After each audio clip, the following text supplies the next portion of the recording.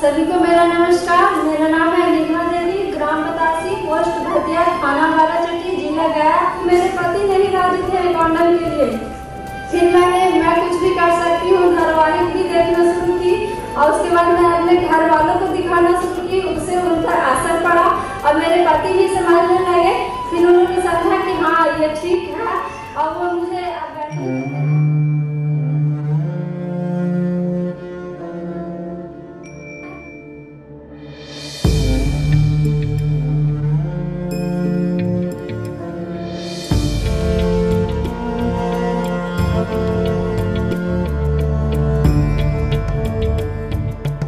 बोध गया, सिद्धार्थ गौतम को बुद्ध बनाने वाली नगरी और हमारी तलाश का एक पड़ाव। हमारी कोशिश रही है अज्ञानता के अंधेरे में ज्ञान का दीपक जलाना, और इस कोशिश का एक चेहरा हमें यहाँ मिला है, बोध गया में।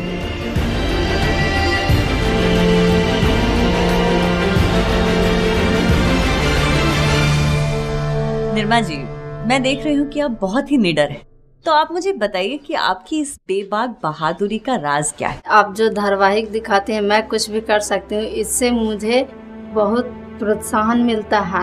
सहन शक्ति जो अंदर से आत्मा है उसे जागरूकता मिलती है, उससे मुझे शक्ति मिलती है। जब पहली बार आपने इन सब चीजों के बारे में बात करना शुरू किया तो आपके पति की, आपके ससुराल वालों की, उनकी क्या प्रतिक्रिया थी? मेरे पति थे, वो कहते थे कि नहीं मुझे कॉन्डम नहीं यूज करना है। मैंने अपने पति को समझाया कि देखिए कि माला डिगोली कभी मैं भूल जाती हूँ, जब करते हैं तो उस समय इसका इस्तेमाल इस तरह से कीजिए और फिर इससे मुझे भी सुरक्षा मिलेगी। ये सब जो बड़ी बड़ी बीमारियां हो रही हैं वो कॉन्डम के इस्तेमाल करने से रुक जाती है और इससे हमें दोहरी सुरक्षा प्रदान होती है। इस विषय में मैंने उन्हें समझाया और तब से वो मानने लगे और फिर कॉन्डम का अब हम लोग इस्तेमाल कर रहे हैं। मेरे मन में मैंने ठाना हुआ था कि बताऊंगी सभी को गलत रास्ते पे नहीं चलने के लिए, और ये परिवार नियोजन के बारे में, बाल विवाह के बारे में, तो इन सारी बातों को बताने का मुझे ये सबसे अच्छा मौका मिला।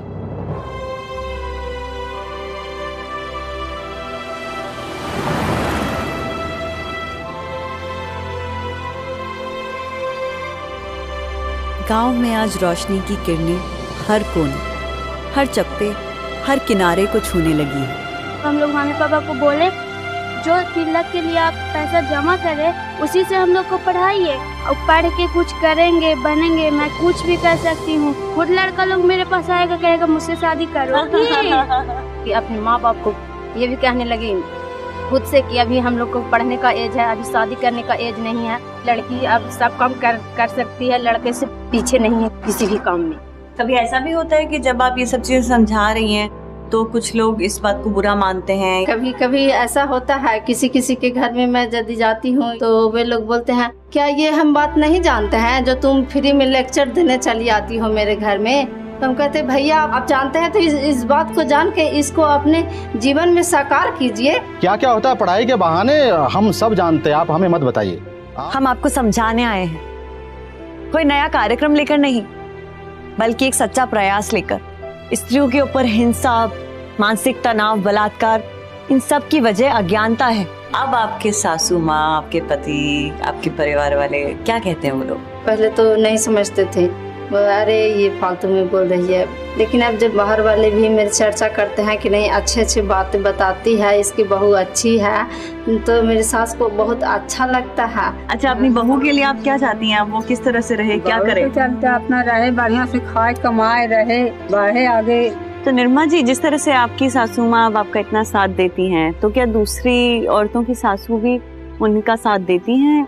हाँ, कुछ कुछ है अभी भी जो कि अपनी बहू को समझती हैं अपनी बेटी की तरह और उनका साथ देती हैं।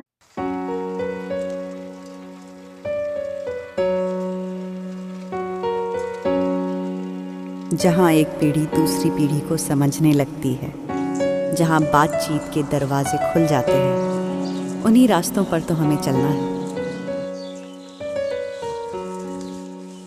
हम लोगों उसमें सीखे हैं कि भाई यदि अच्छी सेहत का राज है डॉक्टर स्नेहा के साथ। छोटी वाली बहू जो है से 3 साल शादी किए हुए हो रहा है, तो उसको एक बच्चा हुआ, कहीं उसको पट्टी लगवा दिए कि अभी हमको नहीं चाहिए, और पोता या पोती जो भी कुछ है तो नहीं चाहिए हमको, अभी 3-4 साल के बाद चाहिए। आपकी बहू अभी कहाँ पर है? अभी आप हमारी बहू जो है सो काम पर गई हुई है। और आपको उनकी नौकरी करने से कोई ऐतराज नहीं है? नहीं, ऐतराज कुछ नहीं है। अब तो ऐसा जमाना आ गया है कि दोनों आदमी कमाइए या दोनों आदमी बढ़िया से रहिए या बाल बच्चों को अच्छा से पालिए पोसिए।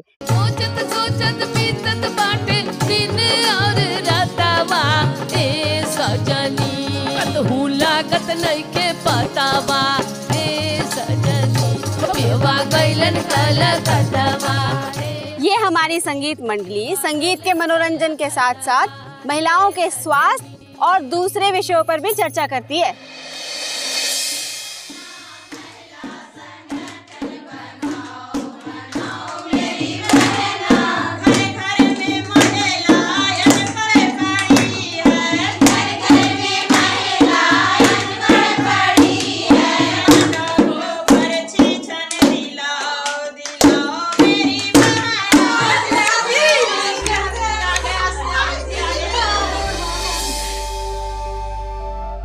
अच्छा, तो आप लोग यहाँ पे क्या कर रहे हैं ये बताइए मुझे। और जब स्नेहा समूह का गठन हुआ तो हम लोग 12 दीदी 15 दीदी एक जगह हुए, बहुत कठिन से हुए।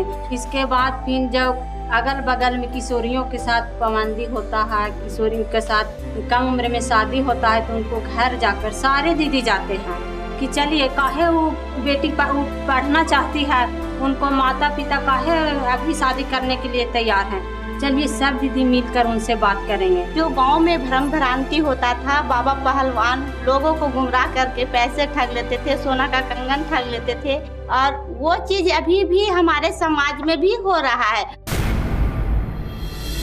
क्या समस्या है? बच्चा नहीं हो रहा?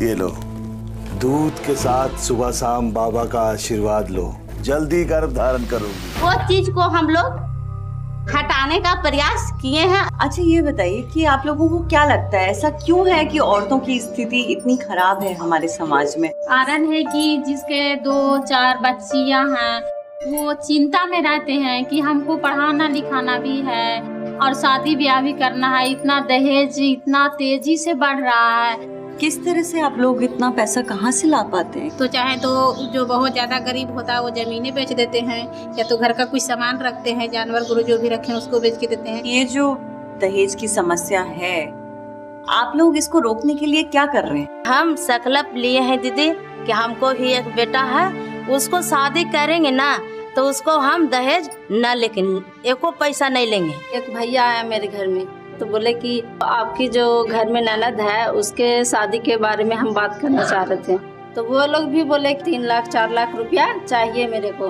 तो हम लोग बोले कि भैया जो खर्च आप में हुआ है वो खर्च मुझ में नहीं हुआ, जो एहसास आप कर रहे हैं वो एहसास मुझ में नहीं है, तो फिर आप क्यों इसके खिलाफ हैं? क्यों आप चाहते हैं कि मुझे दहेज चाहिए? तो मैंने उसको इस चीज को एहसास दिलाया, अंदर से उसको जागरूक किया, उसकी आत्मा को जगाया मैंने। तब वो जाके राजी हुए कि हम लोग बिना तिलक के, बिना 1 रुपये पैसा लिए हुए हम आपकी लड़की से शादी करेंगे। ज्ञान का दीपक जब जलता है तो अपने प्रकाश से सबको छू लेता है। आज निर्मा देवी का पूरा गांव प्रकाशित हो चुका है। कभी मैं जागा सपना, कभी मैं खोया सा सच, कभी मैं साथी सबकी, कभी मैं